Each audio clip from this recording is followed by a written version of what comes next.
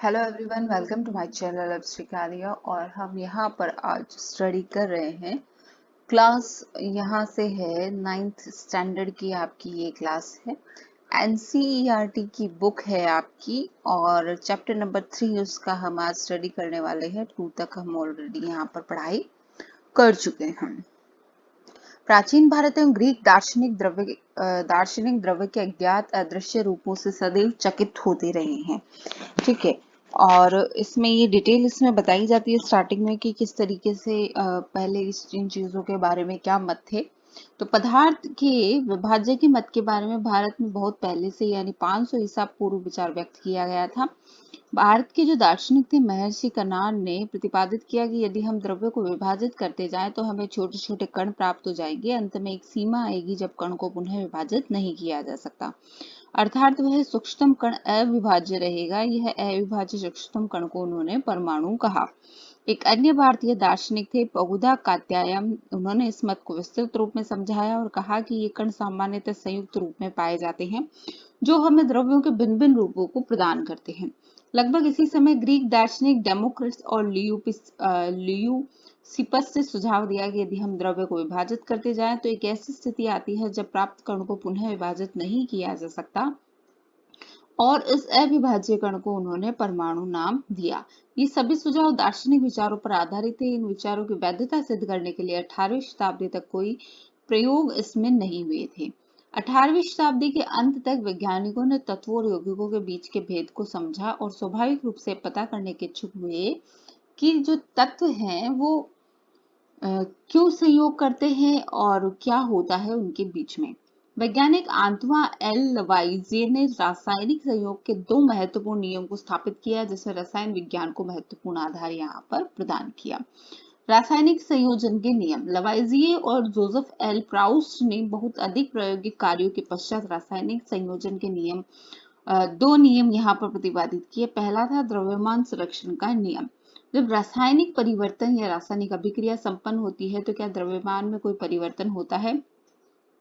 XMY रसायनों का एक युगल लीजिए, कॉपर सल्फेट, और ये एक है और एक कॉम्बिनेशन ये है।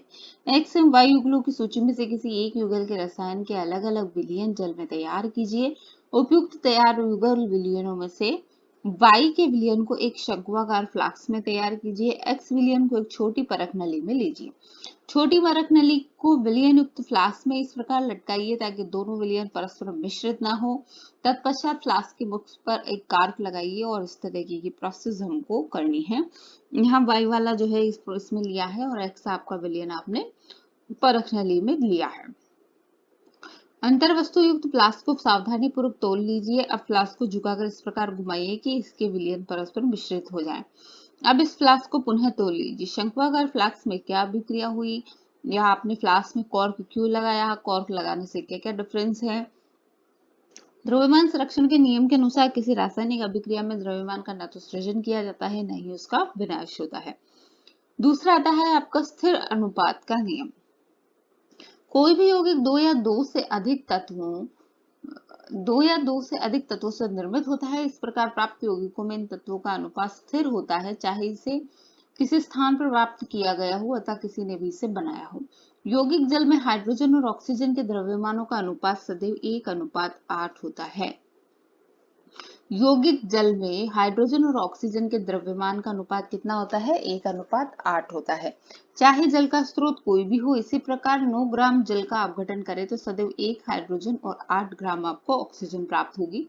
इसी प्रकार अमोनिया में नाइट्रोजन और हाइड्रोजन के द्रव्यमान हमेशा 14:3 में रहते हैं। ये दोनों सवाल आए हुए हैं। जल में इसका अनुपात हाइड्रोजन ऑक्सीजन का 1:8 है और अमोनिया में अगर बात करें तो नाइट्रोजन और हाइड्रोजन का जो अनुपात है वो 14:3 है। अमोनिया अगर आप किसी भी प्रकार से निर्मित करेंगे तो भी उसमें हाइड्रोजन और अमोनिया का अनुपात हमेशा आपको 14:3 मिलेगा और हाइड्रोजन और ऑक्सीजन का अनुपात जो है आपको 1:8 ही मिलेगा। 8:1 भी नहीं। हाइड्रोजन का 1 है, ऑक्सीजन का 8 है। वहीं यहाँ पर नाइट्रोजन और अमोनिया में किसका कॉम्बिनेशन, नाइट्रोजन और हाइड्रोजन की बात करें तो नाइट्रोजन का 14 है और हाइड्रोजन का 3 है। उपरोक्त उदाहरणों से स्थिर अनुपात के नियम की भी व्याख्या होती है, जिसमें निश्चित अनुपात का नियम भी कहते हैं। प्राउस ने इस नियम को इस प्रकार व्यक्त किया कि किसी भी यौगिक में तत्व सदैव एक निश्चित द्रव्यमान के अनुपात में विद्यमान रहते हैं। डाल्टन का जन्म जो है वो 1766 में इंग्लैंड के गरीब जुलाहा परिवार में हुआ था। 12 वर्ष की आयु में उन्होंने एक शिक्षक के रूप में अपनी आजीविका शुरू की। 7 साल बाद वे स्कूल के प्रिंसिपल बने। 1793 में जॉन डाल्टन ने कॉलेज में गणित, भौतिक और रसायन शास्त्र पढ़ाने के लिए मैनचेस्टर चले गए। वहां पर उन्होंने अपने जीवन का अधिकांश समय शिक्षण और शोध कार्य में व्यतीत किया। सन 1808 में उन्होंने अपने परमाणु सिद्धांत को प्रस्तुत किया, जो द्रव्यों के अध्ययन के लिए एक महत्वपूर्ण सिद्धांत साबित हुआ। वैज्ञानिकों की अगली समस्या इन नियमों की उचित व्याख्या करने की थी। अंग्रेज जो रसायनज्ञ थे जॉन डाल्टन, द्रव्यों की प्रकृति के बारे में एक आधारभूत सिद्धांत प्रस्तुत किया। डाल्टन ने द्रव्यों की विभाज्यता का विचार प्रदान किया, जिसे उस समय तक दार्शनिक माना जाता था। ग्रीक दार्शनिकों द्वारा द्रव्यों के सूक्ष्म अविभाज्य कण, जिसे परमाणु नाम दिया गया, उसे डाल्टन ने भी परमाणु नाम दिया। डाल्टन का यह सिद्धांत रासायनिक संयोजनों के नियमों पर आधारित है। डाल्टन के परमाणु सिद्धांत के द्रव्यमान के संरक्षण के नियम और निश्चित अनुपात के नियम की युक्ति संगत व्याख्या की। तो यहाँ पर डाल्टन का नियम क्या था? डाल्टन का द्रव्यमान संरक्षण का डाल्टन ने परमाणु नाम दिया। और डाल्टन के परमाणु सिद्धांत के अनुसार, यानी परमाणु सिद्धांत किसने दिया? परमाणु सिद्धांत आपका डाल्टन ने दिया। इसके अनुसार सभी द्रव्य, चाहे तत्व हो, यौगिक हो या मिश्रण हो, सूक्ष्म कणों से बने होते हैं, जिन्हें परमाणु कहते हैं। डाल्टन के सिद्धांत की विवेचना हम इस प्रकार से कर सकते हैं कि सभी द्रव्य परमाणु से निर्मित होते हैं, जो रासायनिक अभिक्रिया में भाग लेते हैं। परमाणु अविभाज्य सूक्ष्म कण होते हैं, जो रासायनिक अभिक्रिया में न तो सृजित होते हैं, न ही उनका विनाश होता है। दिए गए तत्व के सभी परमाणुओं का द्रव्यमान और रासायनिक गुणधर्म समान होता है। भिन्न भिन्न तत्वों के परमाणुओं के द्रव्यमान और रासायनिक गुणधर्म भिन्न भिन्न होते हैं। भिन्न तत्वों के परमाणु परस्पर छोटी पूर्ण इकाई के अनुपात में संयोग कर यौगिक निर्मित करते हैं। किसी भी यौगिक में परमाणुओं की सापेक्ष संख्या और प्रकार निश्चित होते हैं। तो ये डाल्टन के परमाणु सिद्धांत के कुछ यहाँ पर नियम दिए गए थे। इसके बाद क्वेश्चन है कि 5.3 ग्राम सोडियम कार्बोनेट में 6.0 एसिटिक अम्ल अभिकृत होते हैं और 2.2 ग्राम कार्बन डाइऑक्साइड में 8.2 ग्राम एसिटेट तथा 0.9 जल उत्पाद के रूप में प्राप्त होते हैं। इस अभिक्रिया को आपको इक्वेशन में लिखा है और ये आपको ऐसे केमिकल रिएक्शन में आपको बना के इसको देना है। ठीक है, ये चीज है क्लियर।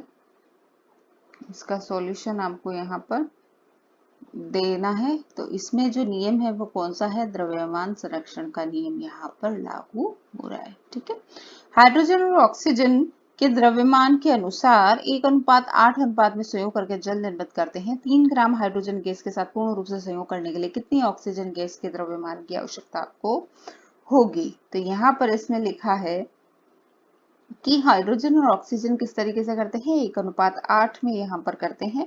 और यहाँ से देख सकते हैं हम, इसको कैलकुलेशन अगर करें तो यहाँ पर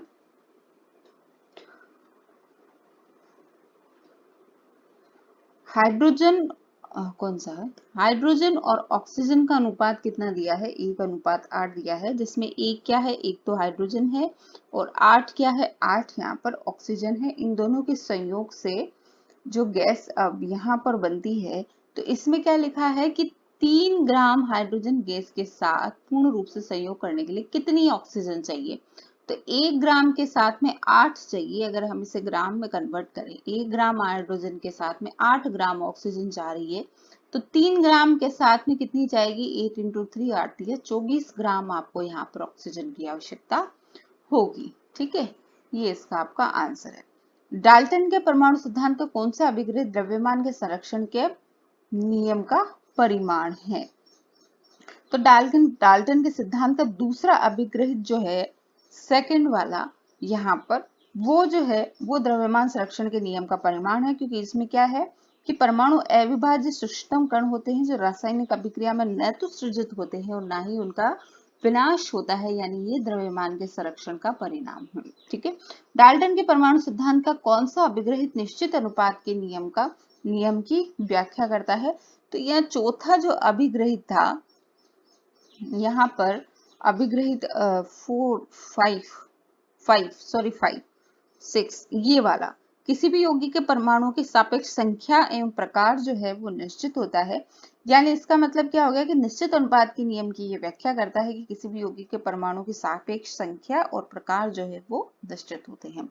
तो द्रव्यमान संरक्षण का जो अपग्रेड है वो कौन सा था? द्रव्यमान संरक्षण के लिए यहाँ पर दूसरे नंबर का था।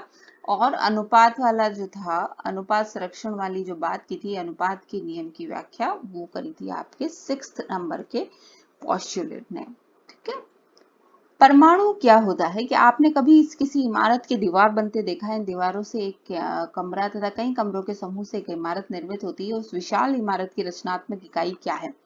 किसी बॉम्बे यानी आंट हिल जो होती है उसकी रचनात्मक इकाई क्या होती है? रेत का छोटा सा कण होती है। इसी प्रकार सभी द्रव्यों की रचनात्मक इकाई जो है वो क्या होती है? परमाणु होती है। तो ये कंसेप्ट आपका यहाँ तक क्लियर है। परमाणु का डाल्टन का परमाणुवाद का परमाणु सिद्धांत हमने पढ़ा। परमाणु कितने बड़े होते हैं? परमाणु बहुत छोटे होते हैं। ये किसी भी वस्तु जिसकी हम कल्पना या तुलना कर सकते हैं उससे भी छोटे होते हैं। लाखों परमाणु को जब एक के ऊपर एक चिट्टे के रूप में रखा जाए तो बड़ी कठिनाई से कागज की एक शीट जितनी मोटी परत बनेगी। तो आप देख सकते हैं कि परमाणु कितने छोटे होते हैं। परमाणु की जो त्रिज्या है उसको नैनोमीटर में नापा जाता है। नैनोमीटर का मतलब क्या हो गया कि 10 की घात -9 मीटर का मान होता है 1 नैनोमीटर। यानी 1 मीटर की बात करें तो 10 की घात 9 नैनोमीटर यहाँ पर हो गया।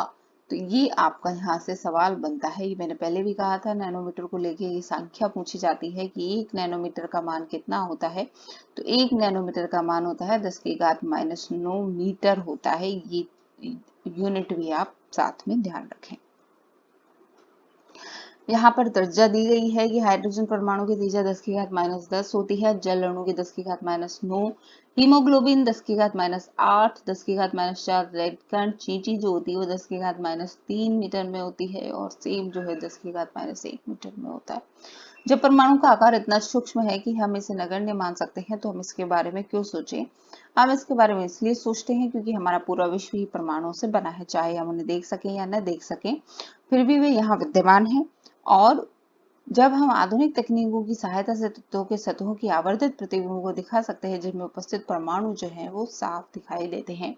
जैसे कि सिलिकॉन की सतह का प्रतिबिंब है जिसको बहुत ही एनलार्ज किया गया है और सूक्ष्म दृष्टि से देखें तो हमें पता चलेगा कि इसमें किस तरीके से छोटे छोटे डॉट के रूप में परमाणु विद्यमान है। विभिन्न तत्वों के परमाणु के आधुनिक प्रतीक क्या है? तो डाल्टन एक ऐसे प्रथम वैज्ञानिक थे जिन्होंने तत्वों के प्रतीकों का उपयोग अत्यंत विशिष्ट अर्थ में किया।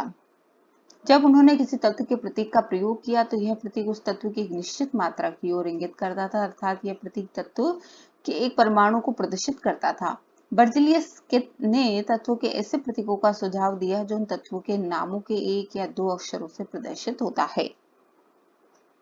तो डाल्टन ने तो क्या किया कि जैसे है ना, ये इस तरीके के प्रतीक दिए, जैसे हाइड्रोजन में इस तरीके का कार्बन का सिंबल ये, ऑक्सीजन का सिंबल ये, फास्फोरस में सिंबल ये, सल्फर में ये, आयरन में, तो ये सब क्या थे? डाल्टन के सुझाए गए प्रतीक थे। प्रारंभ में तत्वों के नामों की उत्पत्ति उन स्थानों से की गई जहां वे सर्वप्रथम पाए गए। जैसे कॉपर है तो कॉपर का नाम साइप्रस से उत्पन्न हुआ। कुछ तत्वों के नामों को विशिष्ट रंगों से लिया गया। तो उदाहरण के स्वरूप जैसे गोल्ड है, गोल्ड का नाम अंग्रेजी के शब्द से लिया गया जिसका अर्थ होता है पीला। International union of pure and applied chemistry एक अंतरराष्ट्रीय वैज्ञानिक संस्था है, IUPAC, जो तत्वों के नामों, प्रतीकों, मात्रकों को स्वीकृति प्रदान करती है। अधिकतर तत्वों के प्रतीक उन तत्वों के अंग्रेजी नामों के एक या दो अक्षरों से बने हैं। किसी प्रतीक के पहले अक्षर का सदैव बड़ा अक्षर होता है तथा बाद में दूसरा अक्षर जो है वो छोटा लिखते हैं। जैसे हाइड्रोजन को H से डिनोट किया जाएगा, जबकि एल्यूमिनियम को A और ये जो L है साथ में उसको स्मॉल लिखा है, ये कैपिटल नहीं लिखा है। कोबाल्ट में C और O जो है वो स्मॉल आएगा, कोबाल्ट को आप इस तरीके से नहीं लिखेंगे। ये कार्बन और ऑक्सीजन हो गया। कुछ तत्वों के प्रतीक उनके अंग्रेजी नामों के प्रथम अक्षर तथा बाद में आने वाले किसी एक अक्षर को संयुक्त करके बनाते हैं। जैसे क्लोरीन है, क्लोरीन में क्या करेंगे? Cl लिया है, जिंक में Zn इसको लिया है। अन्य तत्वों के प्रतीकों को लैटिन, जर्मन और ग्रीक भाषाओं के नामों से बनाया गया। उदाहरण से जैसे आयरन है, आयरन का प्रतीक Fe है, ठीक है, उसको फेरस कहते हैं, इसलिए उसे लैटिन नाम फेरम से उत्पन्न किया गया था, इसलिए इसे Fe से डिनोट करते हैं। इसी प्रकार सोडियम है जिसका प्रतीक Ne रखा गया है क्योंकि जो, और पोटेशियम इसका प्रतीक के रखा गया है क्योंकि इनके जो लैटिन नाम है वो कहाँ से है? नेट्रियम और कैलियम से उत्पन्न हुए हैं, इसलिए सोडियम को Na और पोटेशियम को के रखा गया है। प्रत्येक तत्व का एक नाम तथा एक अद्वितीय रासायनिक प्रतीक यहाँ पर होता है, ये चीज ध्यान देने की है। अब इसके बाद यहाँ पर हम देखेंगे सारणी दी है जो कुछ फिक्स है। एल्यूमिनियम को Al से, आर्गन Er, बेरियम जो है आपका वो Ba से, बोरॉन को कैपिटल B से, bromine Br, calcium Ce, carbon C, chlorine Cl, cobalt Co, copper Cu, fluorine जो है वो कैपिटल F, स्वर्ण Au, hydrogen H, iodine I, जो आयरन है आपका वो Fe, और शीशा जो है Pb, magnesium Mg, neon Ne, nitrogen से N, oxygen O, potassium K, silicon Si, अर्जेंटिनम यानी चांदी सिल्वर Ag, सोडियम नेट्रियम से बना है Na, sulphur S, uranium capital U, zinc जो है वो Zn से यहाँ पर बना है। जब कभी आप तत्वों का अध्ययन करें तो आपके संदर्भ के लिए उपरोक्त सारणी दी गई है कि इस पूरी सारणी को एक बार में याद करने की आवश्यकता नहीं है। अगर आप इसे बार बार यूज करेंगे तो आपके ये सिंबल आपको याद यहाँ पर हो जाएंगे। परमाणु द्रव्यमान की बात करें अब तो डाल्टन के परमाणु सिद्धांत की सबसे विशिष्ट संकल्पना क्या थी कि परमाणु द्रव्यमान। उनके अनुसार प्रत्येक तत्व का एक अभिलाक्षण परमाणु द्रव्यमान होता है। डाल्टन का सिद्धांत स्थिर अनुपात के नियम को इतनी भलीभांति समझाने में समर्थ था कि वैज्ञानिक इससे प्रेरित होकर परमाणु द्रव्यमान मापने की ओर अग्रसर हुए। चूंकि एक परमाणु के द्रव्यमान को ज्ञात करना अपेक्षाकृत कठिन कार्य था, इसलिए रासायनिक संयोजन के नियम के उपयोग एवं उत्पन्न यौगिकों के द्वारा सापेक्ष परमाणु द्रव्यमानों को ज्ञात किया गया। इसका कहने का मतलब ये है कि परमाणु इतना छोटा था कि इंडिविजुअल परमाणु का द्रव्यमान याद नहीं कर सकते थे। इसलिए क्या किया गया कि रासायनिक क्रिया में कितना द्रव्यमान भाग लेता है और बाद में कितना द्रव्यमान बचता है, तो उस आधार पर परमाणु द्रव्यमान ज्ञात किए जाने लगे। यहाँ पर हम एक यौगिक जैसे कार्बन मोनोऑक्साइड की बात करते हैं, इसमें कार्बन तथा ऑक्सीजन द्वारा निर्मित होता है। प्रायोगिक तौर पर परीक्षित किया गया कि 3 ग्राम कार्बन और 4 ग्राम ऑक्सीजन के संयोग से कार्बन मोनोऑक्साइड उत्पन्न होती है। दूसरे शब्दों में कहा जाए तो कार्बन अपनी 4/3 गुना अधिक द्रव्यमान वाले ऑक्सीजन के साथ संयुक्त होती है। मान लीजिए हम परमाणु के द्रव्यमान की इकाई को एक कार्बन परमाणु के द्रव्यमान के बराबर मानते हैं, तो कार्बन परमाणु को 1.0 म्यू तथा ऑक्सीजन परमाणु द्रव्यमान को 1.33 म्यू से यहाँ यू से प्रदर्शित करेंगे। प्रारंभ में परमाणु द्रव्यमान को AMU द्वारा संक्षेप में लिखते थे, लेकिन आजकल IUPAC के नवीनतम अनुमोदन द्वारा इसे यू यानी यूनिफाइड द्रव्यमान द्वारा प्रदर्शित किया जाता है। लेकिन द्रव्यमानों की इकाई को यथासंभव पूर्णांक तथा लगभग पूर्णांक व्यक्त करना अधिक सुविधाजनक होता है। आगे चलकर वैज्ञानिकों ने परमाणु द्रव्यमानों की भिन्न भिन्न इकाइयों के बारे में विचार व्यक्त किए। वैज्ञानिक जब विभिन्न परमाणु द्रव्यमानों की इकाइयों के बारे में शोधरत थे, तो उन्होंने प्रारंभ में प्राकृतिकजन्य ऑक्सीजन परमाणु के द्रव्यमान को 1/16 भाग को इकाई के रूप में लिया। 2 कारणों से इसे सुसंगत माना गया। यानी स्टैंडर्ड वैल्यू किससे नापने लगे? स्टैंडर्ड वैल्यू जैसे हम किसी भी चीज को स्टार्ट करने के लिए कहते हैं भाई जीरो जो लेते हैं, भाई जीरो से शुरू हुए, ऐसे इन्होंने क्या लिया? ऑक्सीजन लिया। ऑक्सीजन का भार कितना माना? इन्होंने 1/16 माना। ऑक्सीजन अनेक तत्वों के साथ अभिक्रिया करके यौगिक बनाता था, इसलिए इसे स्टैंडर्ड वैल्यू ली। इस परमाणु द्रव्यमान इकाई द्वारा अधिकांश तत्वों के परमाणु द्रव्यमान पूर्णांक में प्राप्त होते थे। 1961 में परमाणु द्रव्यमानों को ज्ञात करने के लिए परमाणु द्रव्यमान इकाई फिर क्या लिया जाने लगा? कार्बन 12 समस्थानिक आइसोटोप यहाँ पर स्टैंडर्ड लिया जाने लगा। कार्बन 12 जो था एक परमाणु द्रव्यमान के 1/12वें भाग को यहाँ पर स्टैंडर्ड वैल्यू के रूप में लेते थे। कार्बन 12 समस्थानिक के परमाणु द्रव्यमान के सापेक्ष सभी तत्वों के परमाणु द्रव्यमान प्राप्त किए गए। ठीक है, तो अब स्टैंडर्ड वैल्यू किसकी ली जाने लगी? 1/12 कार्बन की ली जाने लगी। एक फल विक्रेता बिना मानक भार के फल बेच रहा है। वह एक तरबूज लेकर कहता है कि इसका द्रव्यमान 12 इकाई है। ठीक है, फिर उसके बाद में तरबूज के 12 बराबर टुकड़े करता है और पाता है कि उसके द्वारा बेचे जा रहे प्रत्येक फल का द्रव्यमान तरबूज के एक टुकड़े के द्रव्यमान के सापेक्ष है। अब वह फलों को सापेक्ष फल द्रव्यमान इकाई में बेचता है। किसी तत्व के सापेक्षिक परमाणु द्रव्यमान को उनके परमाणु के औसत द्रव्यमान का कार्बन 12 परमाणु के द्रव्यमान के 1/12वें भाग के अनुपात द्वारा परिभाषित किया जा सकता है। हाइड्रोजन के परमाणु द्रव्यमान की बात करें तो हाइड्रोजन का परमाणु द्रव्यमान 1 होता है, कार्बन का 12 होता है, नाइट्रोजन का 14 होता है, ऑक्सीजन का 16 होता है, सोडियम का 23, मैग्नीशियम का आपके होता है 24, सल्फर का 32, क्लोरीन का 35.5 और कैल्शियम का होता है 40। ये अधिकतर काम में आने वाले तत्व हैं, इसलिए इसके जो ये द्रव्यमान है ये आपको याद यहाँ पर रखने हैं। इसके बाद परमाणु किस प्रकार अस्तित्व में रहते हैं, तो अधिकांश तत्वों के परमाणु स्वतंत्र रूप से अस्तित्व में नहीं रह पाते। परमाणु अणु एवं आयन बनाते हैं। ये अणु या आयन अत्यधिक संख्या में पुंजित होकर वह द्रव्य बनाते हैं जिसे हम देख सकते हैं, अनुभव कर सकते हैं अथवा छू सकते हैं। अब यहाँ पर जो प्रश्न आपका आता है वो ये आता है कि परमाणु द्रव्यमान की इकाई क्या है। तो परमाणु द्रव्यमान की इकाई कार्बन 12 के समस्थानिक के एक परमाणु द्रव्यमान के 1/12वें भाग के बराबर है। तो हमने स्टैंडर्ड वैल्यू अब क्या ली है कि कार्बन के 1/12वें भाग के बराबर होता है परमाणु की इकाई। एक परमाणु को आंख द्वारा देखना क्यों संभव नहीं होता? भाई एक परमाणु को इसलिए नहीं देख सकते क्योंकि इनका साइज जो होता है वो बहुत नैनोमीटर का होता है, यानी 10⁻⁹ मीटर की अगर हम बात करें तो 1 नैनोमीटर को आप साधारण आंखों से नहीं देख सकते, तो इसलिए हम इसे साधारण आंखों से नहीं देख सकते। अणु क्या है? साधारणतः अणु ऐसे दो या दो से अधिक परमाणुओं का समूह होता है जो आपस में रासायनिक बंध द्वारा जुड़े होते हैं तथा वे परस्पर आकर्षण बल के द्वारा कसे हुए जुड़े हुए होते हैं। अणु को किसी तत्व अथवा यौगिक के उस सूक्ष्मतम कण के रूप में परिभाषित कर सकते हैं जो स्वतंत्र रूप से अस्तित्व में रह सकता है तथा जो उस यौगिक के सभी गुणधर्म को प्रदर्शित करता है। एक ही तत्व के परमाणु अथवा अणु जो है अथवा भिन्न भिन्न तत्वों के परमाणु परस्पर संयोग करके अणु निर्मित करते हैं।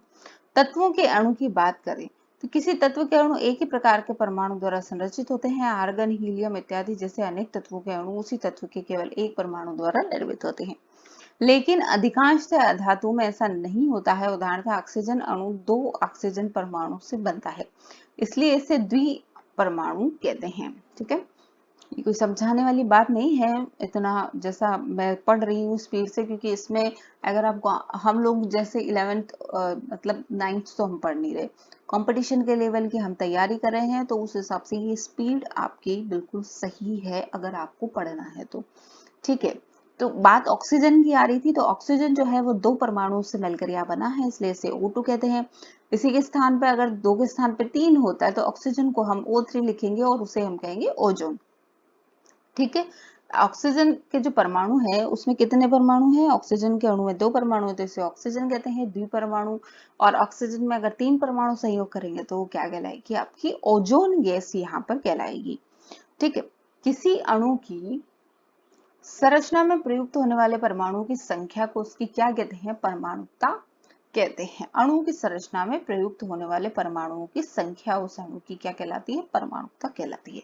धातु अणुओं और कुछ अन्य तत्वों के अणुओं जैसे कि कार्बन के अणुओं की सरल संरचना नहीं होती है, किंतु उनके अणुओं में असमित परमाणु परस्पर बंधे होते हैं। आइए कुछ तत्वों की परमाणुकता का अवलोकन हम यहाँ पर करें। एल धातु की बात करें तो एल धातु में आर्गन, हीलियम जो है वो निष्क्रिय गैसें हैं और ये एक परमाणु गैसें भी कहलाती है। ऑक्सीजन और हाइड्रोजन और नाइट्रोजन और chlorine, oxygen, hydrogen, nitrogen, chlorine, ये सब क्या है? द्विपरमाणु गैसें हैं, यानी ऑक्सीजन 2, H2, N2 और Cl2, ये गैसें हम लिखते हैं। फास्फोरस की बात करें तो फास्फोरस होता है आपका चतुर्परमाणु, यानी P4 यहाँ पर आ जाता है। और सल्फर की बात करें तो सल्फर आपका बहुपरमाणुक है। धातु की बात करें तो सोडियम, सोडियम एक परमाणु है। आयरन जो है Fe एक परमाणु है। एल्यूमिनियम Al एक परमाणु है। और कॉपर जो है आपका वो Cu, ये भी एक परमाणु है। यौगिक के अणु भिन्न भिन्न तत्वों के परमाणु एक निश्चित अनुपात में परस्पर जुड़कर यौगिकों के अणु निर्मित करते हैं, जिसके एग्जाम्पल्स यहाँ पर दिए हुए हैं। संयुक्त तत्व की अगर बात करें तो जल जो है वो नाइट्रोजन और ऑक्सीजन के कॉम्बिनेशन से मिलकर बना है। उनका द्रव्यमान अनुपात 1:8 होता है। अमोनिया नाइट्रोजन और हाइड्रोजन से मिलकर बना है, जिसका अनुपात होता है 14:3। कार्बन डाइऑक्साइड की बात करें तो कार्बन और ऑक्सीजन से मिलकर बना है और इसका अनुपात होता है 3:8 यहाँ पर होता है। ये आप बिल्कुल रट लें, 101% यहाँ से क्वेश्चन बनता है। 1:8। अमोनिया में बात करेंगे नाइट्रोजन और हाइड्रोजन कॉम्बिनेशन की तो 14:3 होगा। और कार्बन ऑक्सीजन की बात करेंगे तो 3 क्या होगा आपके साथ में? 8 यहाँ पर होगा। फिर इसके बाद में यहाँ पर सारणी है, द्रव्यमान अनुपात, परमाणु द्रव्यमान और द्रव्यमान अनुपात या परमाणु द्रव्यमान और सरलतम अनुपात। तो यहाँ पर हम बात करेंगे द्रव्यमान अनुपात ऑक्सीजन का 8 होता है, परमाणु द्रव्यमान 16 होता है और सरल अनुपात इसका हो गया 1।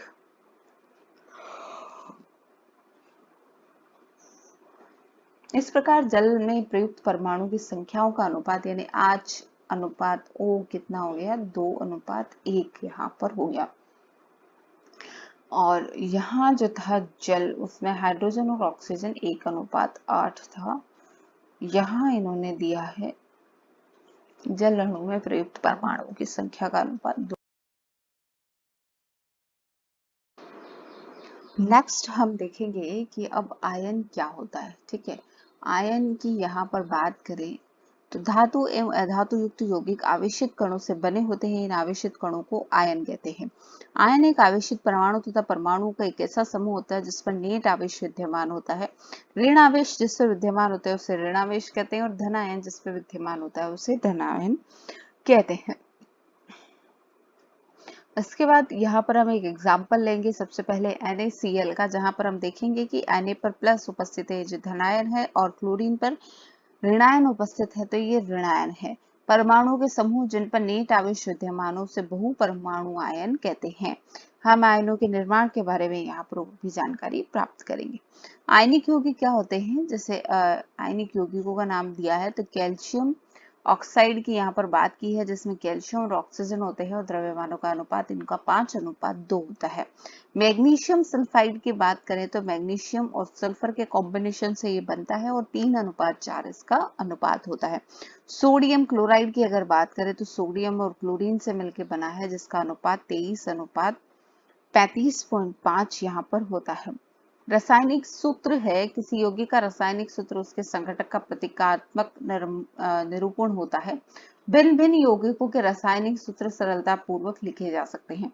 इस अभ्यास के लिए हमें तत्वों के प्रतीकों और उनकी संयोजन क्षमताएं भी ज्ञात होनी चाहिए। किसी तत्व की संयोजन शक्ति उस तत्व की संयोजकता कहलाती है, यानी कितना वो दूसरे से संयोग कर सकता है। किसी एक तत्व के परमाणु दूसरे तत्व के परमाणु के साथ किस प्रकार संयुक्त होकर एक रासायनिक यौगिक का निर्माण करते हैं, इसको ज्ञात करने के लिए संयोजकता का उपयोग करते हैं। किसी तत्व के परमाणु की संयोजकता को उसके हाथ अथवा भुजा के रूप में विचार किया जा सकता है, यानी वो दूसरे से कितना जो है बॉन्ड बनाएगा, कितने उसके परमाणु संयोग करेंगे, वो उसकी संयोजकता कहलाती है। यहाँ आयन का नाम दिया है सोडियम, पोटेशियम, सिल्वर और कॉपर। ठीक है, N+ यहाँ इन्हें आयन के रूप में शो किया है, ये सब धनायन है। फिर उसके बाद में यहाँ पर हम देखेंगे कि अधात्विक तत्व की अगर बात करें तो अधात्विक तत्वों में है हाइड्रोजन, हाइड्राइड, क्लोराइड, ब्रोमाइड और आयोडाइड। इन सब की संयोजकता कितनी है, 1 है। बहुपरमाणुओं की बात करें तो अमोनियम हाइड्रोक्साइड और नाइट्रेट और हाइड्रोजन और कार्बोनेट, ये जो चीजें हैं ये इन सब में क्या होती है, संयोजकता कितनी होती है, 1 होती है। अब जिनकी संयोजकता 2 है उनकी अगर बात करें तो धनायन में है मैग्नीशियम, कैल्शियम, जिंक, आयरन और कॉपर। दूसरा ऑक्साइड यानी अधातु तत्वों की बात करें तो सल्फाइड और ऑक्साइड है। कार्बोनेट, सल्फाइड और सल्फेट, यहाँ पर इनकी भी संयोजकता जो है वो कितनी आती है, 2 आती है। इसके बाद हम बात करें किसकी संयोजकता 3 है तो एल्यूमिनियम और आयरन की संयोजकता 3 है। नाइट्राइट की संयोजकता -3 है और फास्फेट की संयोजकता यहाँ पर भी 3 है। कुछ तत्व एक से अधिक संयोजकता दर्शाते हैं। संयोजकता को कोष्ठक में रोमन संख्या द्वारा प्रदर्शित किया जाता है। ठीक है, एक से अधिक संयोजकता यहाँ पर दर्शाते हैं। ठीक है, तो यहाँ पर जो आयरन है वो जिसकी संयोजकता 2 भी हो सकती है और आयरन की संयोजकता 3 भी यहाँ पर हो सकती है। उसी तरीके से जो कॉपर है उसकी संयोजकता 1 भी हो सकती है और कॉपर की संयोजकता 2 भी यहाँ पर हो सकती है, तो ये भी यहाँ दिया गया है। मानव की 2 भुजाएं और ऑक्टोपस की 8 भुजाएं होती है। ऑक्टोपस की एक भुजा मानव की केवल एक बड़ी भुजा पकड़ सकती है। यदि एक ऑक्टोपस का कुछ मानव को इस प्रकार पकड़ना है कि उसकी 8 भुजाएं मानव के दोनों भुजाओं के साथ प्रयुक्त हो, तो आप विचार करें कि ऑक्टोपस को कितने मानवों को पकड़ सकता है। ऑक्टोपस की कितनी भुजाएं होती है, ऑक्टोपस की होती है 8 भुजाएं। ठीक है, अगर उसे एक आदमी को पकड़ना है तो एक आदमी के पास में 2 हैंड होते हैं, यानी टोटल उसके पास में कितने आदमी यहाँ पर खड़े होंगे, तो यहाँ पर हम देख सकते हैं कि 1 2 3 4, यानी इसकी जो है, अब ऑक्टोपस और मानव के हाथों को एच से अगर हम निरूपित करें तो इसके लिए जो हम सूत्र लिखेंगे OH4 यहाँ पर लिखेंगे, यानी इसकी संयोजकता कितनी हो गई, 4 हो गई ऑक्टोपस की। कुछ सरल पर बहुपरमाणु आयनों की संयोजकता दी गई है। संयोजकता के बारे में हम अधिक जानकारी अगले अध्याय में प्राप्त करेंगे और किस तरीके से रासायनिक सूत्र लिखते वक्त इन संयोजकताओं का ध्यान रखा जाता है, ये चीज हम यहाँ पर देखेंगे। आयन की संयोजकता अथवा आवेश संतुलित होना चाहिए, सबसे बड़ी बात होती है अगर आप रासायनिक सूत्र यहाँ पर लिखने की कोशिश करते हैं। जब एक यौगिक किसी धातु अथवा अधातु के संयोग से निर्मित होता है तो धातु के नाम अथवा उसके प्रतीक को रासायनिक सूत्र में पहले लिखते हैं। ये चीज आपको यहाँ पर देखनी है, ठीक है। रासायनिक सूत्र अब लिखना हम यहाँ से सीख रहे हैं कि किस तरीके से रासायनिक सूत्र यहाँ पर लिखे जाते हैं। तो यहाँ पर हम देखेंगे कि एक यौगिक किसी धातु अथवा अधातु से संयोग करता है तो धातु के नाम अथवा उसके प्रतीक को रासायनिक सूत्र में पहले लिखते हैं। जैसे कैल्शियम ऑक्साइड में हमने सबसे पहले CaO लिखा, सोडियम क्लोराइड में NaOCl लिखा, आयरन सल्फाइड में हमने Fe और S लिखा है, कॉपर ऑक्साइड में हमने CuO लिखा है, ठीक है। जहां पर ऑक्सीजन, क्लोरीन, सल्फर अधातुएं हैं तथा उन्हें दाईं तरफ लिखते हैं, जबकि कैल्शियम, सोडियम, आयरन, कॉपर धातुएं हैं तो उन्हें बाईं तरफ लिखते हैं। यहाँ दूसरा चीज और है, जब रासायनिक सूत्र हम बनाते हैं तो उसमें क्या करेंगे, जो अधातु है उनको हम क्या करेंगे, दाईं तरफ लिखेंगे, यानी इधर पीछे की तरफ लिखेंगे। ऑक्सीजन को, क्लोरीन को, सल्फर को, तो ये सब अधातु है तो इन्हें हम क्या लिखेंगे, इधर पीछे की तरफ। कहाँ पर लिखेंगे, दाईं तरफ लिखेंगे। और जबकि जो धातुएं हैं जैसे कैल्शियम है, सोडियम है, यहाँ पे फेरस आयरन है और कॉपर है, तो इनको कहाँ लिखेंगे, बाईं तरफ हम यहाँ पर लिखेंगे। तो ये रासायनिक सूत्र लिखने के कुछ नियम है। बहुपरमाणु आयनों द्वारा निर्मित यौगिकों में आयनों की संख्या दर्शाने के लिए आयन को कोष्टक में लिखकर आयनों की संख्या जो है वो कोष्टक के बाहर लिखते हैं, जैसे कि MgOH। अब यहाँ पर OH 2 परमाणु आ गए, ठीक है। तो बहुपरमाणु और दोनों की संयोजकता यहाँ Mg के 2 इससे संयोग कर रहे हैं तो इनके दोनों के बाहर कोष्टक में हम इस तरीके से इसमें लिखेंगे। यदि बहुपरमाणु आयनों की संख्या 1 है तो कोष्टक के बाहर हम कुछ भी नहीं लिखेंगे, सीधा सा हो जाएगा NaOH, जिसका एग्जाम्पल है। सरल यौगिकों के सूत्र जब हम लिखते हैं तो यहाँ पर हम देखेंगे कि आणविक यौगिकों के रासायनिक सूत्र लिखते समय हम पहले संगठित तत्वों के प्रतीक लिखकर उनकी संयोजकताएं लिखते हैं, जैसा कि उन तत्व उदाहरणों में दर्शाया गया है। सबसे पहले यहाँ पर हम क्रॉसओवर करके किस तरीके से संयोजकताएं लिखते हैं। तो हाइड्रोजन क्लोराइड का हमको फॉर्मूला बनाना है, हमने हाइड्रोजन लिख लिया है, क्लोरीन लिख लिया है। हाइड्रोजन की संयोजकता कितनी है, 1 है, और क्लोरीन की संयोजकता कितनी है, उसकी भी 1 है। इसको क्रॉस ओवर, एक को चढ़ा देंगे Cl पर और इसे एक को चढ़ा देंगे H पर, तो फॉर्मूला बन जाएगा हमारा हाइड्रोजन क्लोराइड का HCl। अब हम बात करते हैं हाइड्रोजन सल्फाइड की। तो हाइड्रोजन लिया है, सल्फर लिया, यहाँ पर हम देखेंगे हाइड्रोजन की संयोजकता कितनी है, 1 है, सल्फर की संयोजकता कितनी है, 2 है। हाइड्रोजन पर चढ़ा देंगे 2 क्रॉस ओवर करते हुए और इस एक को चढ़ा देंगे सल्फर पर, तो यहाँ पर H के साथ कितना आ जाएगा, 2 आ जाएगा, और S यहाँ पर सिंगल 1 के साथ रह जाएगा, 1 को हम लिखते नहीं है। इस तरीके से हाइड्रोजन सल्फाइड का सूत्र H2S यहाँ पर बनता है। कार्बन टेट्रा क्लोराइड की अगर बात करें तो कार्बन और क्लोराइड यहाँ पर है। कार्बन की संयोजकता होती है 4 और क्लोरीन की होती है 1। इस एक को चढ़ाएंगे कार्बन पर और कार्बन के 4 चढ़ेंगे Cl पर, तो इस तरीके से हमारे जो फॉर्मूला बनेगा, कार्बन के साथ 1 और Cl के साथ 4, तो CCl4, जिसे हम कहेंगे carbon tetra chloride. Magnesium chloride का सूत्र ज्ञात करने के लिए हम पहले मैग्नीशियम का धनायन संकेत लिखते हैं, इसके पश्चात ऋणायन क्लोराइड लिखते हैं, तत्पश्चात इनके आवेशों को आड़ा तिरछा क्रॉस ओवर करके हम प्राप्त कर लेंगे। तो वही बात है, जैसे Mg लिखा, Cl लिखा, Mg का कितना होता है +2, Cl का होता है -1, तो MgCl2 इसका यहाँ पर क्या हो जाएगा, रासायनिक सूत्र यहाँ हो जाएगा, ठीक है। इसी तरीके से यहाँ पर हम देख सकते हैं कि 2 क्लोराइड, इस प्रकार हम देखते हैं कि मैग्नीशियम क्लोराइड में 2 क्लोराइड आयन प्रत्येक मैग्नीशियम के लिए होता है। इस प्रकार के आयनिक यौगिकों में धनात्मक और ऋणात्मक आवेशों का संतुलन होना चाहिए तथा संपूर्ण संरचना उदासीन होनी चाहिए। फिर इसके बाद हम देखेंगे एल्यूमिनियम ऑक्साइड का यहाँ पर सूत्र बताया गया है। एल्यूमिनियम में आवेश कितना होता है, यहाँ पर +3 और ऑक्सीजन में कितना होता है -2। तो यहाँ पर क्रॉस ओवर करके ये जो +3 है ये इसके ऊपर चला जाएगा और ये -2 कहाँ जाएगा, इसके ऊपर आ जाएगा और हमारा फॉर्मूला हो जाएगा Al2O3। कैल्शियम ऑक्साइड की बात करें तो उसमें भी सेम चीज है। कैल्शियम में यहाँ कैल्शियम का +2 आवेश और इसका -2, तो यहाँ पर कैल्शियम के ऊपर जो है -2 चला जाएगा और ऑक्सीजन पे +2 चला जाएगा और हमारा फॉर्मूला Ca2O2 प्राप्त हो जाएगा कैल्शियम ऑक्साइड का। बहु परमाणु आयनों वाले की बात करें तो यहाँ पर Na और NO3 यहाँ पर हमने देखा, तो आवेश यहाँ पर है इसका सोडियम का +1 और इसका नाइट्रेट का है -1 और NaNO3 हमारा सोडियम नाइट्रेट का फॉर्मूला यहाँ से हो जाता है। कैल्शियम हाइड्रोक्साइड की अगर बात करें तो कैल्शियम और हाइड्रोक्साइड, कैल्शियम की संयोजकता +2, हाइड्रोक्साइड की -1 और इसी से क्रॉस ओवर करेंगे तो ये जो +2 है इसके पास चला जाएगा और ये -1 इसके पास चला जाएगा, तो CaOH का होल ट्वाइस कैल्शियम हाइड्रोक्साइड का आपका फॉर्मूला हो जाता है। कैल्शियम हाइड्रोक्साइड का सूत्र CaOH का होल ट्वाइस है, न कि CaOH2 है। यहाँ पर अगर आप इस तरीके से लिखेंगे तो ये जो 2 है वो किसको दर्शाएंगे, हाइड्रोजन को दर्शाएंगे।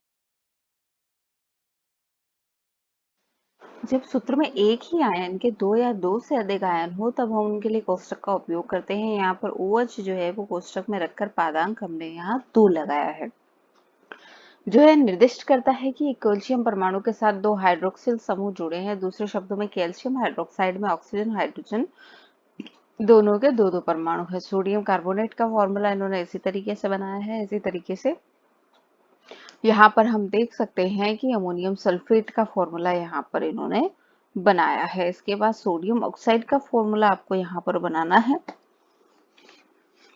तो सोडियम ऑक्साइड का आपका जो फॉर्मूला होगा वो आपका यहाँ पर हो जाएगा Na2O हो जाएगा। एल्यूमिनियम क्लोराइड की बात करें तो AlCl3 आपका इसका फॉर्मूला हो जाएगा। सोडियम सल्फाइड की अगर बात करें तो Na2S हो जाएगा। और मैग्नीशियम हाइड्रोक्साइड की अगर बात करें तो मैग्नीशियम हाइड्रोक्साइड हो जाएगा आपके Mg और OH का होल ट्वाइस। फिर यहाँ पर नाम लिखने हैं विभिन्न यौगिकों के, तो ये जो है आपका Al2SO4 का होल थ्राइस जो है वो है एल्यूमिनियम सल्फेट है इसका नाम, और उसके बाद में CaCl2 का है तो वो है कैल्शियम क्लोराइड इसका नाम हो जाएगा। K2SO4 का नाम आपका हो गया पोटेशियम सल्फेट इसका नाम हो गया आपका। इसके बाद KNO3 जो है आपका वो हो जाएगा पोटेशियम नाइट्रेट और CaCO3 आपका हो जाता है कैल्शियम कार्बोनेट। ठीक है, ये चीज यहाँ पर हमारी क्लियर है अभी तक की। इसके बाद यहाँ रासायनिक सूत्र से क्या तात्पर्य होता है कि जब हम किसी भी यौगिक के संघटक को उसके सूत्रों से जब हम यहाँ पर देखते हैं तो वो हमारे क्या कहलाते हैं, रासायनिक सूत्र यहाँ पर कहलाते हैं।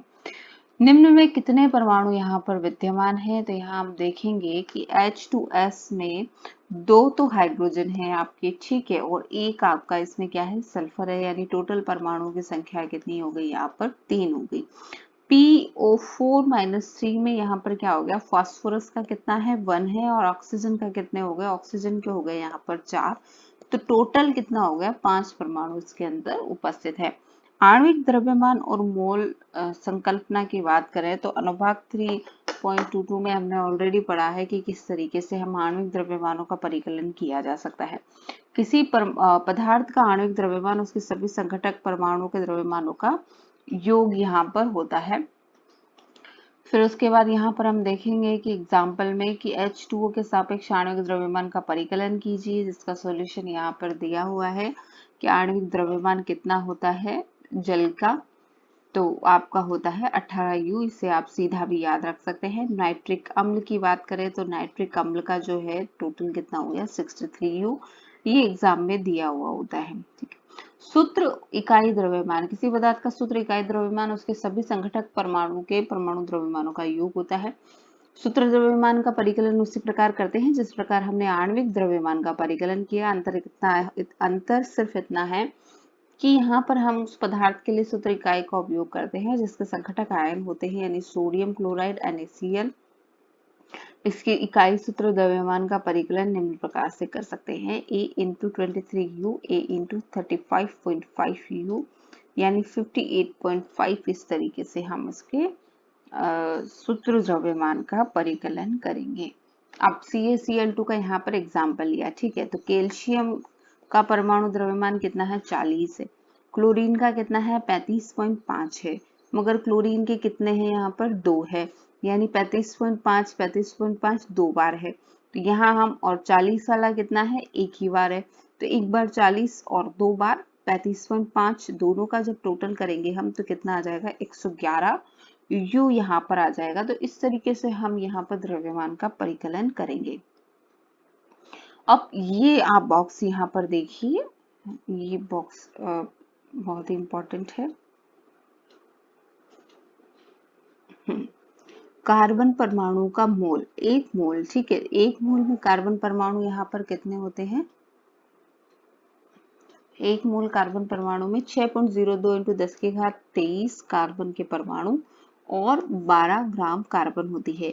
एक मोल हाइड्रोजन परमाणु में कितने होते हैं, 6.023 इंटू 10 की घात 23 हाइड्रोजन के परमाणु और 1 ग्राम हाइड्रोजन के परमाणु। इसी तरीके से किसी भी परमाणु की अगर बात करें तो उसमें एक मोल में परमाणुओं की संख्या होती है 6.023 इंटू 10 की घात 23, और जबकि उसका द्रव्यमान जो भी उसका ग्राम में अपेक्षित किया जाता है। यानी अणुओं के एक मोल में परमाणुओं की संख्या कितनी होती है, 6.023 इंटू 10 की घात 23। इसे क्या कहते हैं, एवोगाद्रो संख्या कहते हैं। जबकि इसका जो आणविक द्रव्यमान है वो कुछ भी हो सकता है। इसकी डिजिट की वैल्यू अक्सर एग्जाम में पूछी जाती है, 6.022 इंटू 10 की घात 23।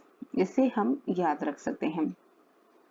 अब इसके बाद यहाँ हम देखेंगे कि निम्न यौगिकों के आणविक द्रव्यमान की यहाँ पर परिकल्पना हमको करनी है। तो सबसे पहले यहाँ पर दिया है हाइड्रोजन, ठीक है। हाइड्रोजन की बात करें तो हाइड्रोजन में क्या है, 2, तो यहाँ पर परमाणु है और इसका आणविक द्रव्यमान कितना होता है, 1। तो हाइड्रोजन की बात करें तो हाइड्रोजन का हो जाएगा 2U। ऑक्सीजन की बात करें तो ऑक्सीजन में यहाँ पर कितने हैं, 2 परमाणु है और एक परमाणु का द्रव्यमान होता है 16, तो 32U यहाँ पर हो जाएगा। CO2 की हम बात करें तो CO2 यहाँ पर है, इसमें कार्बन का कितना है, 1, कार्बन का 1 है तो कार्बन का द्रव्यमान होता है 12, प्लस ऑक्सीजन का कितना होता है, ऑक्सीजन का होता है 16 और इतना यहाँ कितना है ऑक्सीजन के परमाणु 2, तो 16 दूना 32 यहाँ पर हो जाएगा और इसका हो जाएगा 44U।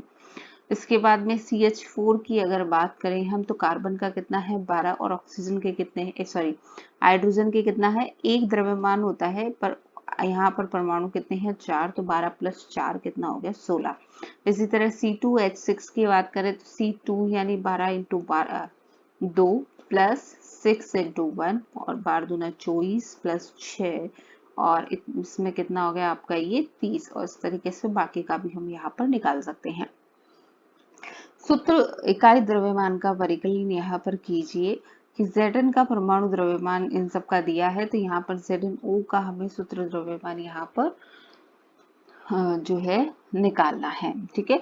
तो जिंक का अपन को 65 दिया है और ऑक्सीजन का कितना होता है, 16 होता है, तो 65 ZnO में क्या हो जाएगा, 65 प्लस 16 आपका हो जाएगा, ठीक है।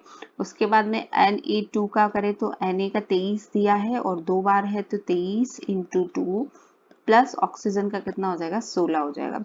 K2CO3 की बात करें तो K का दिया है 39, तो 39 इंटू 2 प्लस C कार्बन का कितना है, कार्बन का है 12 प्लस O3 यानी ऑक्सीजन का 16 और 16 कितनी बार आ रहा है, 3 टाइम आ रहा है, तो इन तीनों का टोटल आपका कितना हो जाएगा, इसका रिजल्ट यहाँ पर हो जाएगा।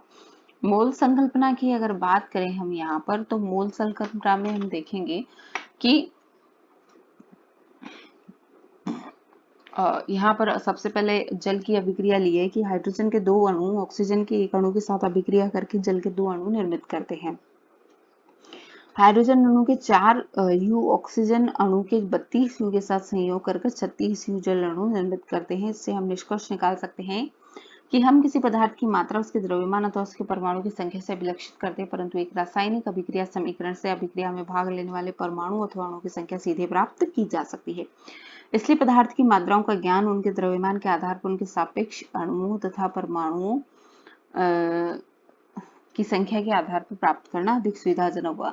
अतः एक नई इकाई मोल प्रस्तावित की गई। किसी स्पीशीज में एक मोल में मात्राओं की संख्या वह है जो ग्राम में उसके परमाणु तथा आणविक द्रव्यमान के बराबर होती है।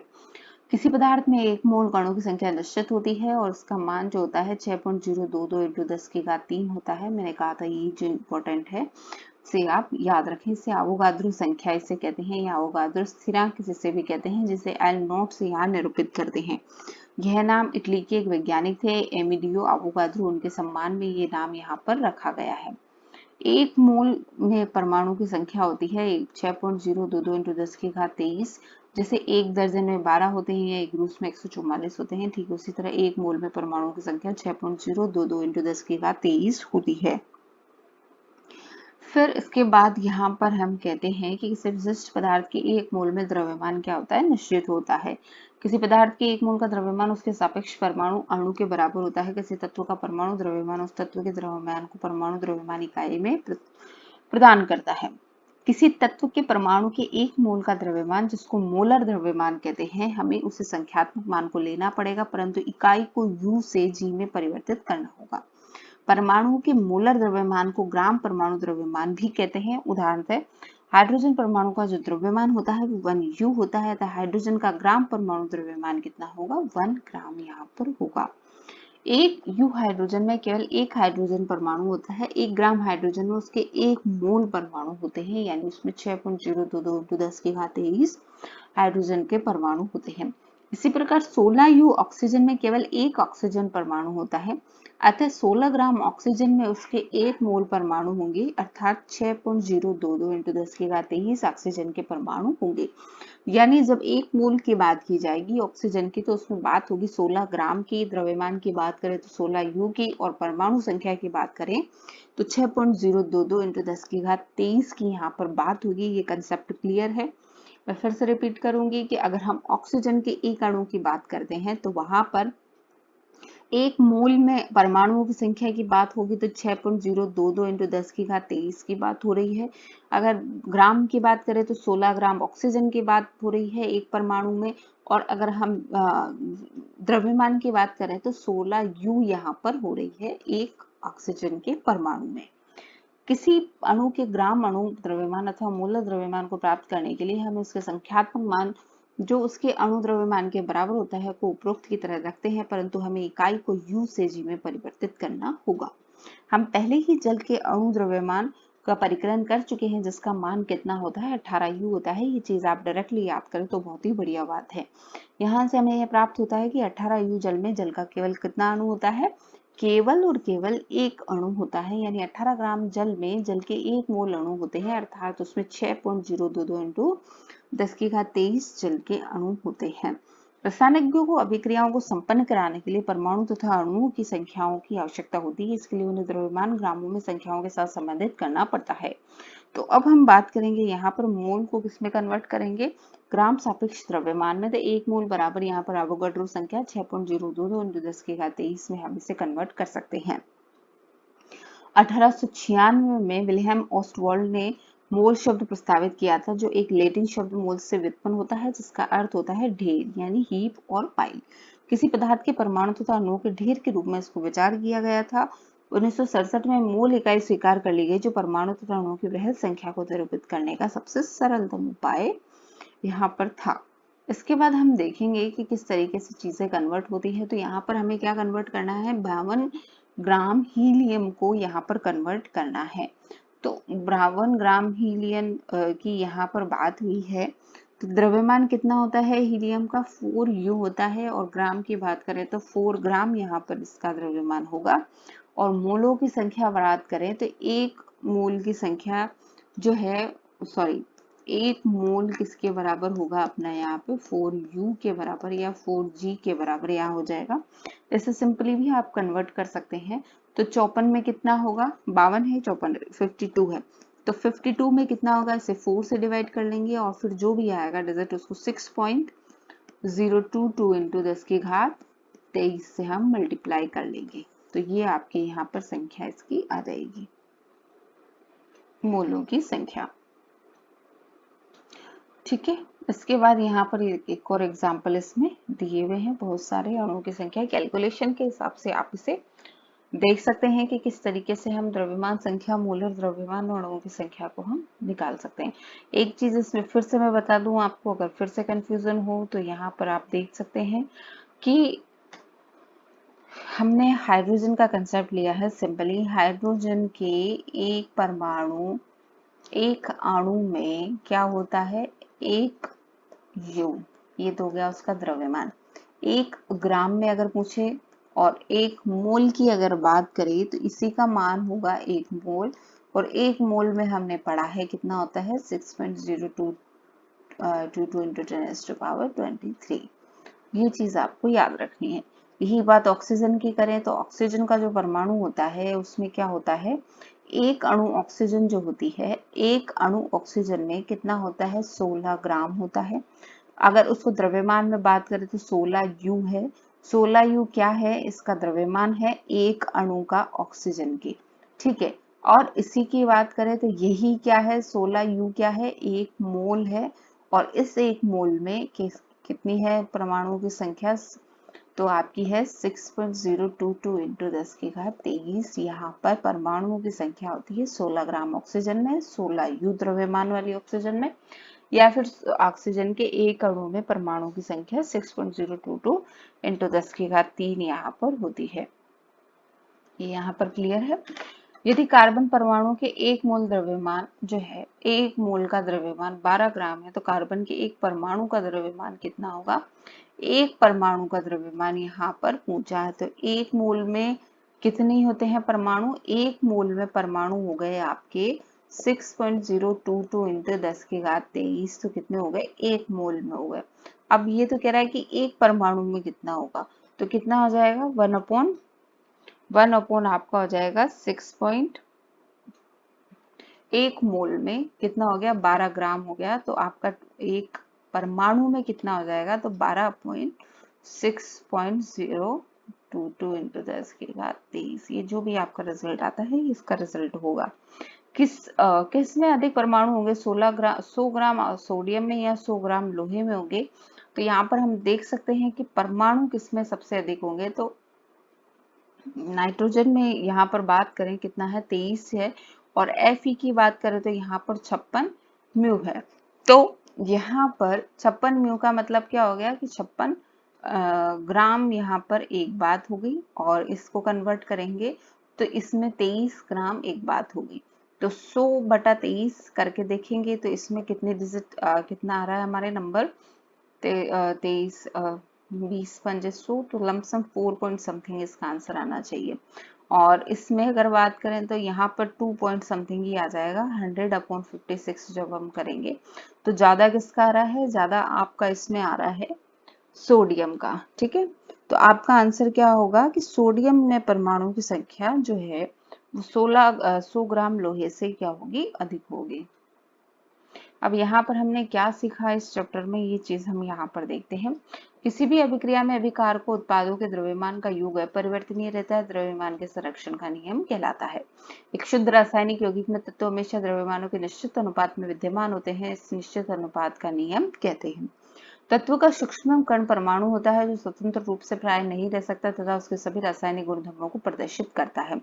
अणु किसी तत्व अथवा यौगिक का वह सूक्ष्मतम कण होता है जो सामान्य दशाओं में स्वतंत्र रह सकता है। यह पदार्थ के सभी गुणधर्मों को प्रदर्शित करता है।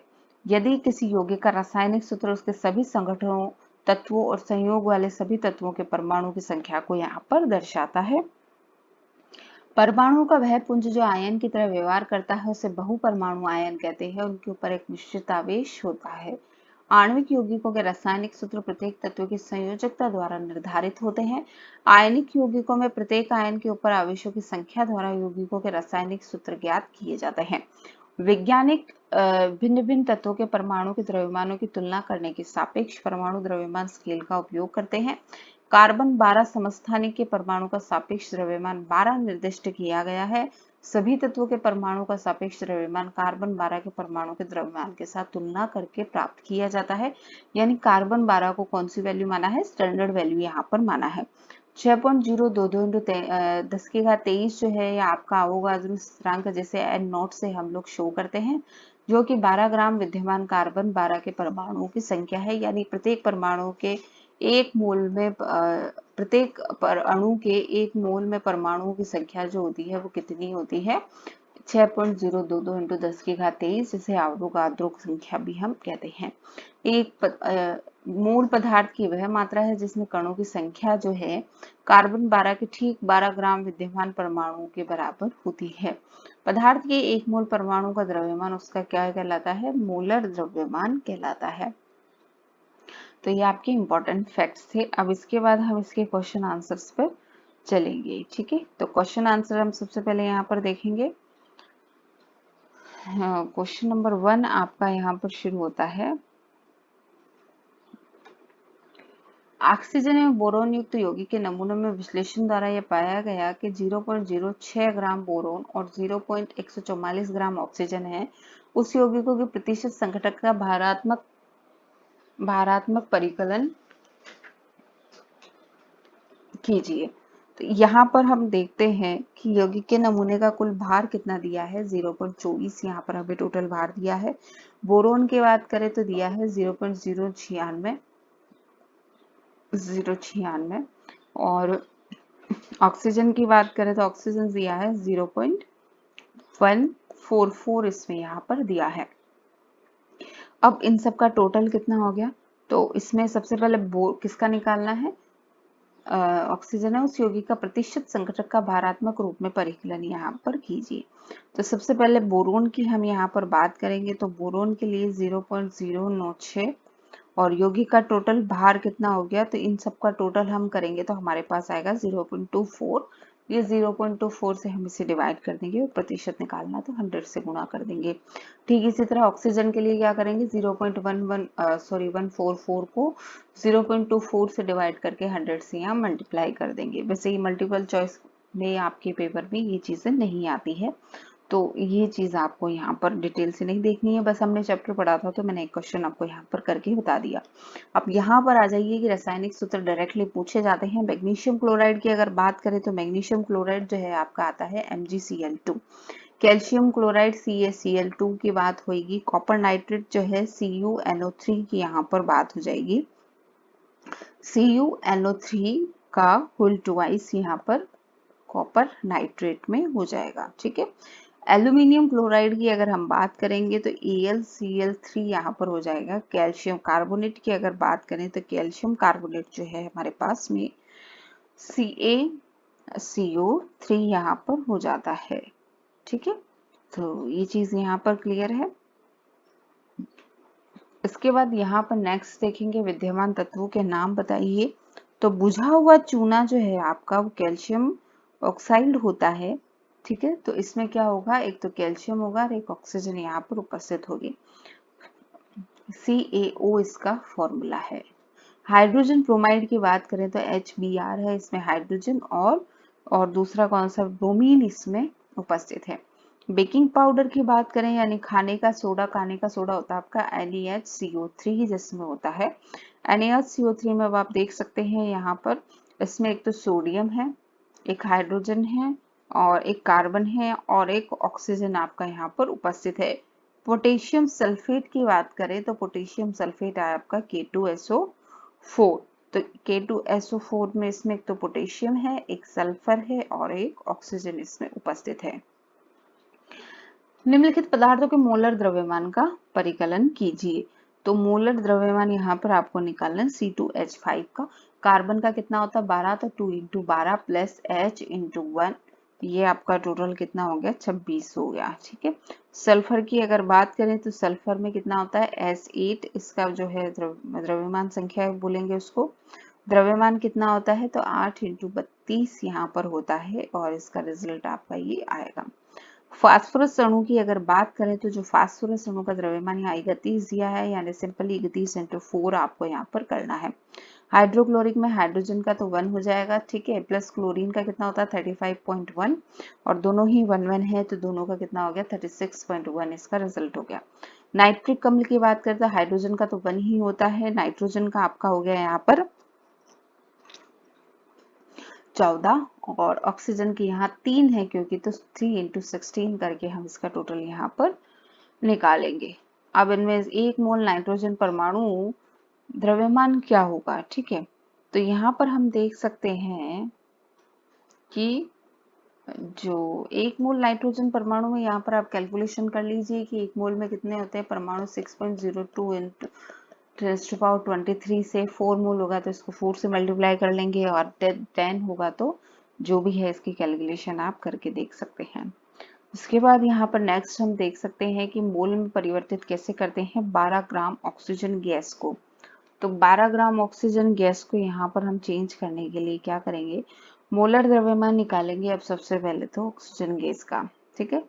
तो यहाँ पर सबसे पहले 1 मोल में कितने होते हैं, 16 होते हैं, ठीक है। तो मोलर द्रव्यमान की अगर हम बात करेंगे, ऑक्सीजन गैस में O2 2 परमाणु है तो 16 इंटू 2 यानी 32 ग्राम। तो ये इसका क्या हो गया, द्रव्यमान हो गया। मोलों की संख्या यानी दिया गया द्रव्यमान और मोलर द्रव्यमान से इसको डिवाइड करेंगे तो दिया गया द्रव्यमान हमारे पास 12 ग्राम है और मोलर द्रव्यमान हमारे पास 32 ग्राम है। और इसका रिजल्ट हमारे पास में 4 तिरिक 12, 4 चौक 16, 4 पंच 20, 4 8 32, 1/2 भी इसको हम यहाँ पर लिख सकते हैं। 1/2 तो नहीं आएगा, 3/8 आएगा। हाँ, कैलकुलेशन में गड़बड़ होगी, 1/2 तो डायरेक्ट कट जाता, तो 3/8। इसी तरीके से आप जल का निकाल सकते हैं, कार्बन डाइऑक्साइड का यहाँ पर निकाल सकते हैं। 0.2 मोल ऑक्सीजन परमाणु के लिए क्या होगा, तो 0.2 की बात करें तो बात वही आएगी कि सबसे पहले हमें क्या निकालना है, इसका 16 इंटू 0.2 करना है, फिर उसका जितना भी आएगा, जैसे 3.2 आ जाएगा इसका, ये 3.2 आपका क्या हो गया, इसका 0.2 मोल ऑक्सीजन का द्रव्यमान हो गया। H2O की बात करते, एक H2O जो है यानी जल जो है वो 18 U होता है, तो 0.5 कितना हो जाएगा, 18 इंटू 0.5 आपका हो जाएगा। और ये आपका आंसर लमसम 90 यानी 9 आ जाएगा यहाँ पर, ठीक है। तो 9 ग्राम में आपका इसका वैल्यू हो जाएगा। इसमें यहाँ पर और भी इसी तरह की कैलकुलेशंस छोटी छोटी दी गई है, तो आप बुक से इसको कर सकते हैं। ये वीडियो आई थिंक बहुत लंबा हो जाएगा, तो इस वीडियो को अभी यहीं स्टॉप करते हैं। हम नेक्स्ट वीडियो में पढ़ेंगे। बाकी इसकी कैलकुलेशन आप और करके देखिए। और बस आज के लिए इतना ही, धन्यवाद।